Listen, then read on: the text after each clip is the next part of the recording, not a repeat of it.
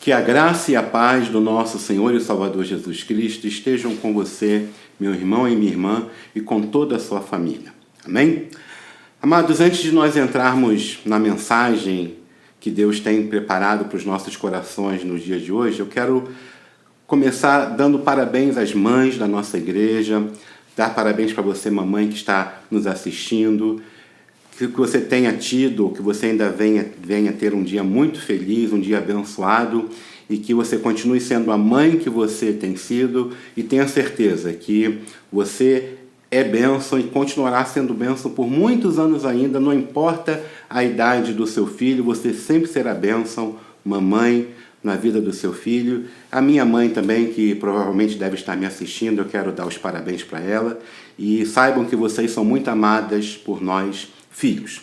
Um outro aviso que eu quero dar é o seguinte: lembrar vocês daquilo que nós temos falado sobre os dízimos e as ofertas. Se você está tendo alguma dificuldade de transferir ou de levar até o banco Sicredi, ou se você tem um valor na sua casa em espécie, me procure, mande um zap para mim ou fale com o Egon, que nós poderemos ir até a sua casa, pegar o valor e depositar na conta da igreja, tá ok? Não se esqueça disso, não deixe de lado a sua fidelidade para com a obra do Senhor por causa dessa pandemia ou da paralisação física da igreja, mas como nós sempre temos dito, a igreja não está parada. E dar um relatório para vocês sobre essa parada, apesar de muitas coisas que têm sido ditas, governo federal, governo estadual, governo municipal, nós aqui temos que seguir basicamente o que o município de Palmeira nos orienta. E apesar de tudo que tem sido dito, o município de Palmeira, através do seu prefeito, de todas as suas secretarias de vigilância sanitária e também a de saúde, a orientação é para que não haja início dos cultos agora. Então, por enquanto, ainda permaneceremos parados, mas tenham a certeza, estamos atentos, estamos observando, estamos lendo tudo. Assim que tiver alguma notícia diferente, nós vamos acionar os grupos da igreja, nós vamos falar com todos para que possamos assim avisar da retomada dos cultos físicos locais da nossa igreja. Então, aguardem, mas nesse meio tempo não deixem de ser igreja. Nós podemos também continuar sendo igreja como temos sido, vocês nas suas casas, eu visitando vocês de forma rápida e breve, como eu tenho feito até aqui, ok? Então não fiquem assim ansiosos e tenham a certeza de que estarei sempre avisando vocês de qualquer novidade. Mas, amados, vamos àquilo que Deus tem para os nossos corações neste momento. Eu quero começar dizendo que nós, evangélicos, nós temos cometido um erro histórico, E esse erro, ele não é de agora, não é um erro recente. Esse erro, ele vem desde a época do protestantismo, do surgimento da reforma protestante. E o que eu quero dizer com isso? Que erro é este que eu estou falando? Bem, nós falamos muito sobre Paulo, nós falamos e pregamos muito sobre a pessoa de Pedro e Ezequiel, Samuel, Elias, falamos muito de Davi. Nós pregamos sobre Débora, sobre Ruth, Noemi, Esther e outros personagens da Bíblia. Nós falamos, nós pregamos, nós usamos os exemplos desses personagens para as nossas vidas e por aí vai. Nós falamos sobre as suas histórias, nós falamos sobre tudo que da vida deles pode ser aplicado em nossas vidas. Enfim, nós falamos muito sobre esses. Porém, nós não mencionamos, jamais ou muito pouco, a pessoa histórica, a pessoa bíblica, a pessoa verdadeira de Maria, que deu à luz a Jesus Cristo, nosso único e suficiente Salvador.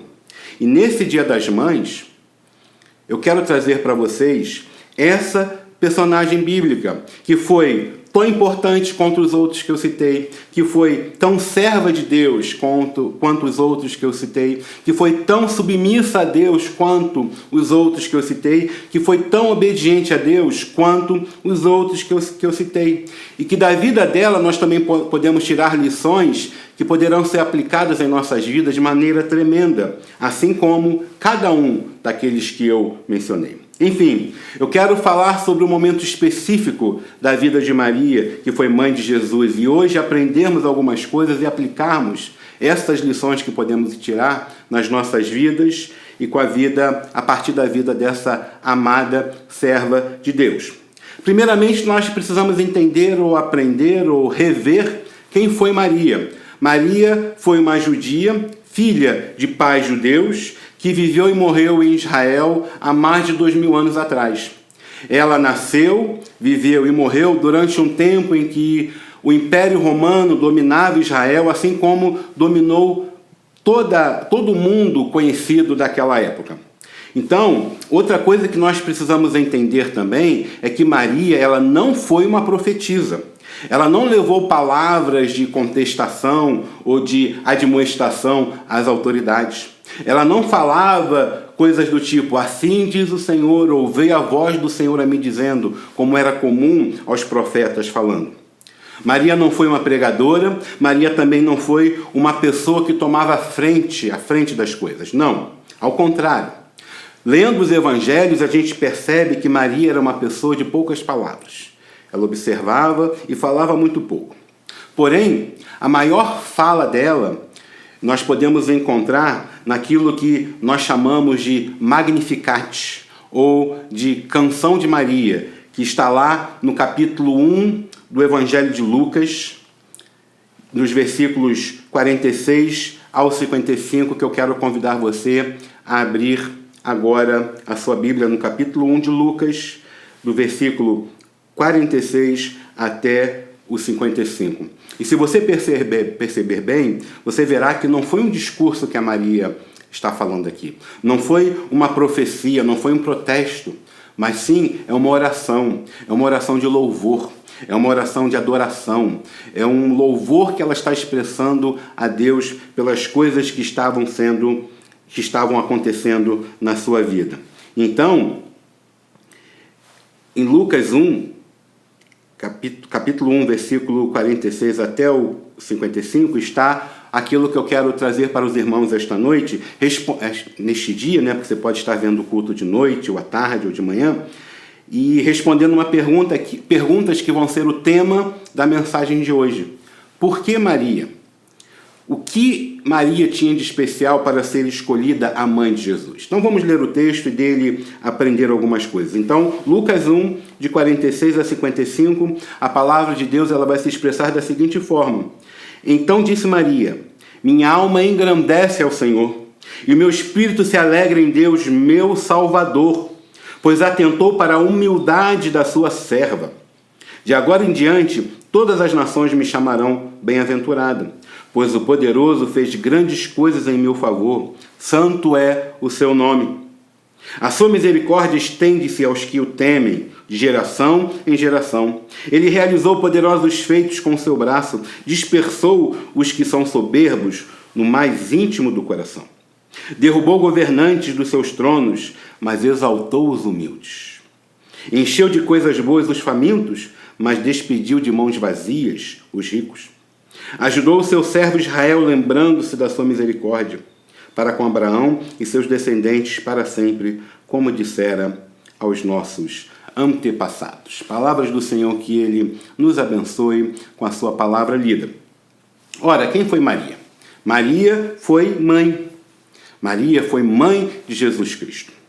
Mas não é só isso que eu quero falar com vocês nesse momento, porque baseado nesse texto, no Magnificat, ou no texto também conhecido como Canção de Maria, eu gostaria de compartilhar com vocês 3 motivos que fizeram daquela jovem uma mãe especial. Por que Maria? O que ela tinha de especial para ser escolhida mãe de Jesus? Então, em primeiro lugar, Maria era especial porque ela louvava a Deus com as suas emoções. Ela louvava a Deus com as suas emoções. O versículo 46. Minha alma engrandece ao Senhor. A alma é a sede das nossas emoções. Os sentimentos agradáveis ou desagradáveis que nós temos, eles deixam marcas em nossas almas. Maria colocou as suas emoções a serviço do Senhor.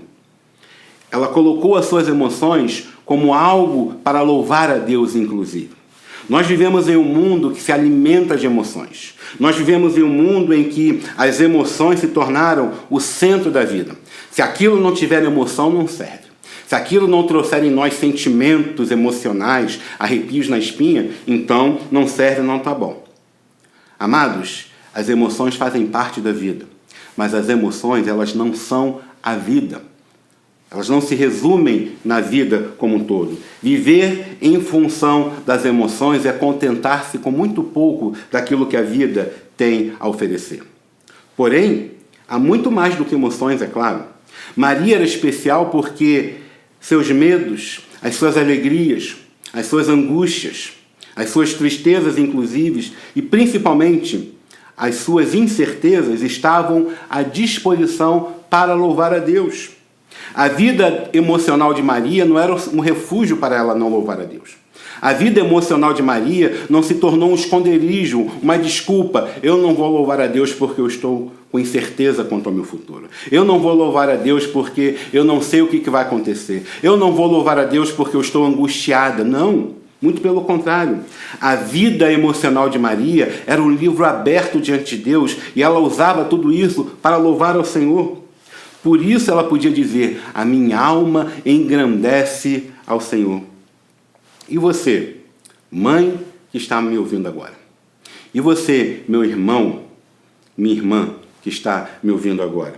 Pergunte-se, a sua alma tem engrandecido ao Senhor? Ou você tem se escondido nas emoções que você tem sentido como desculpa para não louvar a Deus? Eu estou triste, então não vou louvar a Deus. Eu estou angustiada, então não vou louvar a Deus. Há incertezas na minha vida, então eu não vou louvar a Deus. Você é capaz de expor o que você sente diante de Deus? Ora, Deus conhecia o turbilhão de emoções que estava passando pelo coração de Maria. E Deus também conhece tudo aquilo que está passando no seu coração. E Ele quer ouvir a sua voz. Experimente fazer como Maria fez. Seja franca, seja direta para com Deus. Seja franco, seja direto para com Deus. Louve a Deus com as suas emoções, assim como Maria louvou a Deus com as emoções dela. A minha alma engrandece ao Senhor. Porque Maria, o que ela tinha de especial para ser escolhida a mãe de Jesus? Em segundo lugar, Maria era especial porque a fonte da sua alegria era o Senhor Deus. Versículo 47. E o meu espírito se alegra em Deus, meu Salvador. Maria extraía a alegria da sua vida, da sua relação com Deus.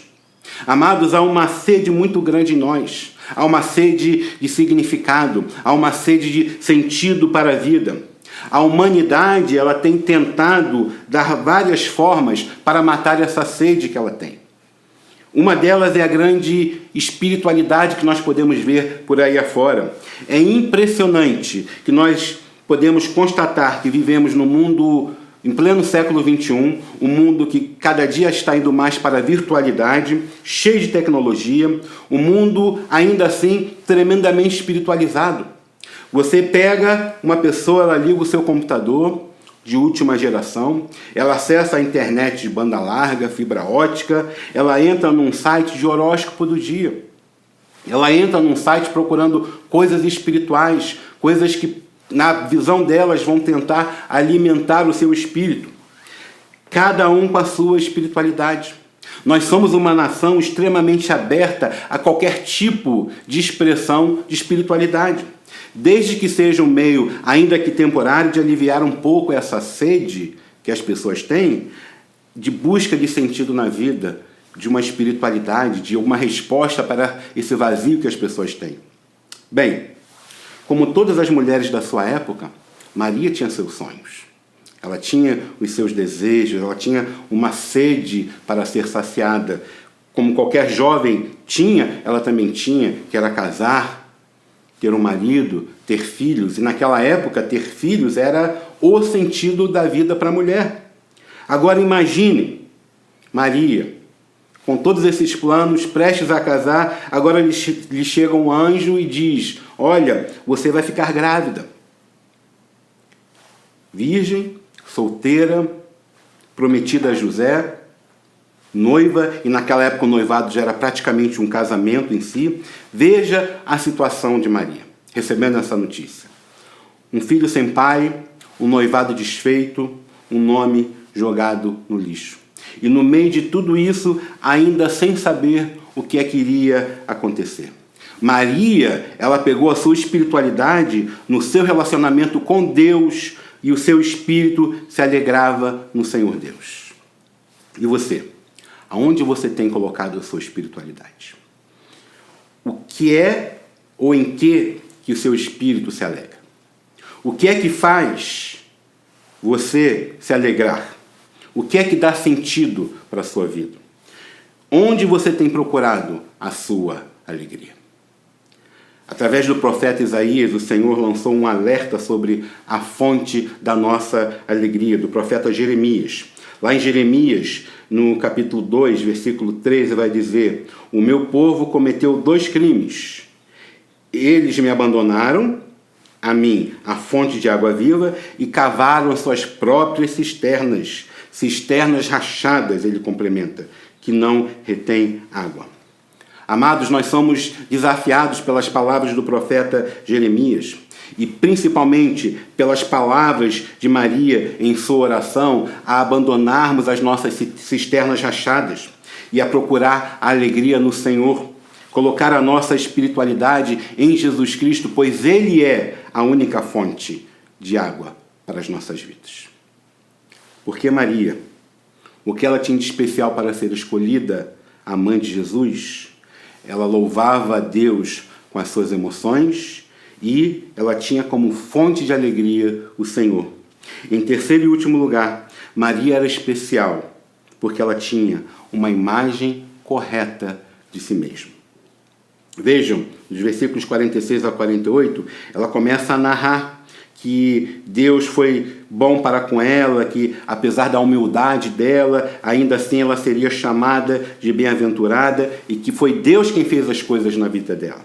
Maria louvava a Deus pelas grandes coisas que Deus fez em favor dela, demonstrando a sua profunda dependência de Deus. Ela sabia que seria chamada de bem-aventurada ou feliz, que é uma outra forma de nós falarmos de bem-aventurado, por todas as nações. Ela sabia disso. Ainda assim, ela reconhece essa humildade e ela sabia que tudo isso foi Deus que fez na vida dela.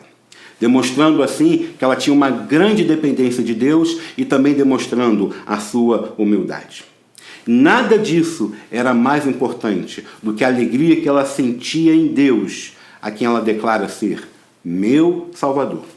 Ela era salva porque ela reconhecia quem Deus era e que em Deus estava a salvação dela. Maria não diz, eu tenho a salvação, mas ela diz, Deus é o meu Salvador. Há uma grande diferença nessas duas falas. Maria sabia que ela não poderia salvar-se a si mesma e nem salvar outras pessoas, mas ela não tinha dúvidas do amor de Deus, ela não tinha dúvidas de que a salvação estava no Senhor Deus e somente em Deus. Maria tinha uma imagem exata e correta de si mesma. Muitas pessoas têm uma péssima imagem de si mesmas. Acham que para ser humildes têm que se fazer de coitadinhos, dizer que são as piores pessoas do mundo, que sofrem, etc. Meu irmão e minha irmã, você é reflexo de Deus. Há o reflexo de Deus na sua vida. E a Bíblia diz que Deus já provou o amor dele para com você. Quando lá em Romanos 5, versículo 8, vai dizer: mas Deus prova o seu amor para conosco em que Cristo morreu por nós, sendo nós ainda pecadores. Então levante a sua cabeça, porque Deus ama você e Ele já provou esse amor para com você. Por outro lado, há pessoas que têm uma imagem excessivamente positiva de si mesmas. Elas se acham superiores, se acham cheias da verdade, se acham autossuficientes e cheias de direitos. Mas Maria, ela tinha uma imagem correta de si mesma. Ela era humilde e via sua salvação no Senhor. Por isso que haja em você mais modéstia a pensar sobre você mesmo. Por isso, eu e você somos desafiados a corrigir a imagem que temos de nós mesmos. Nem aquém, nem além. Nem menos, nem mais. Mas a imagem correta. Concluindo, meus irmãos e minhas irmãs, mamães que estão nos assistindo aqui, gerar o Salvador no seu próprio útero foi um privilégio exclusivo, único de Maria. Uma mulher especial, uma mãe especial.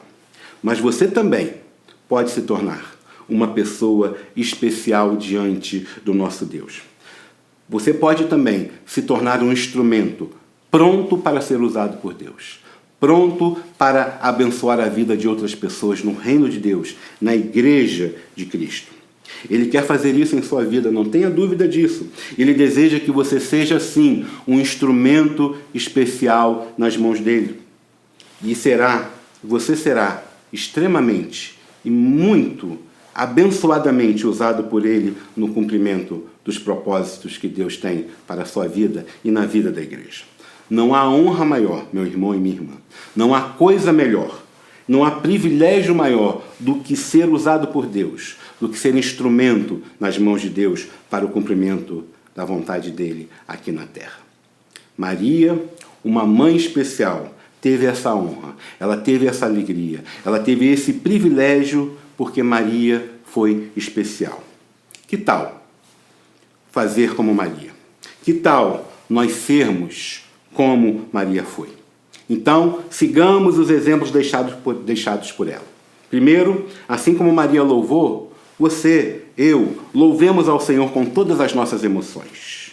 Alegrias, tristezas, angústias, não importa. Coloquemos tudo isso diante de Deus e louvemos ao nosso Deus. Segundo, assim como Maria teve, você e eu tenhamos também Deus, por meio do nosso Senhor e Salvador Jesus Cristo, como a nossa única fonte de espiritualidade, como a nossa única fonte da nossa alegria.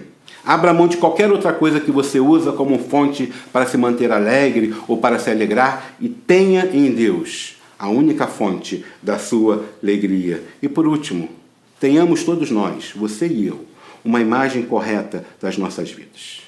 Que possamos enxergar exatamente quem nós somos.